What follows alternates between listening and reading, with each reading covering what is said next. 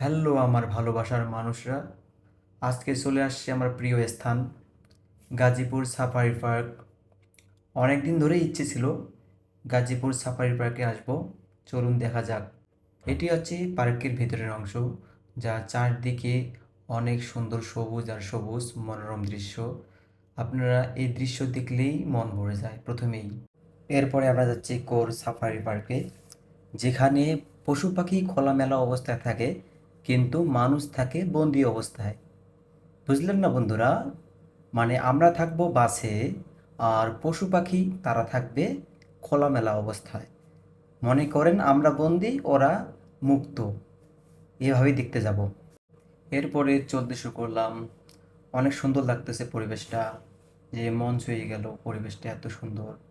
আর সামনেই আমরা দেখতে পেলাম যে, এরপরে আমরা সাফারি করে প্রথমেই দেখতে পেলাম অনেকগুলো জেব্রা, এবং এর অপোজিটে রয়েছিল জিরাফ। কিন্তু একদিকে দেখতে গেলে অন্যদিকে মিস হয়, তাই শুধু এক নজরে জেব্রাগুলোই দেখতে গেলাম, আর অপোজিট সাইডে দেখার সুযোগ হলো না। দেখুন বন্ধুরা, কি সুন্দর জেব্রাগুলো ঘাস খাচ্ছে।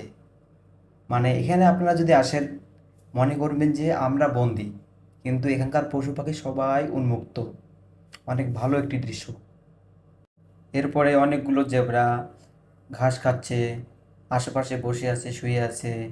খুব ভালো লাগছিল দৃশ্যটা, যে এরকম মনোরম দৃশ্য মাঝে মাঝে দেখতে খুব ভালোই লাগে। দেখুন কি সুন্দর, অনেকগুলো জেব্রা দাঁড়িয়ে আছে, অনেকগুলো ঘুমিয়ে আছে। অনেক সুন্দর লাগতেছে জেব্রাগুলো দেখতে। এরপরে চলে আসলাম পরবর্তী ধাপে।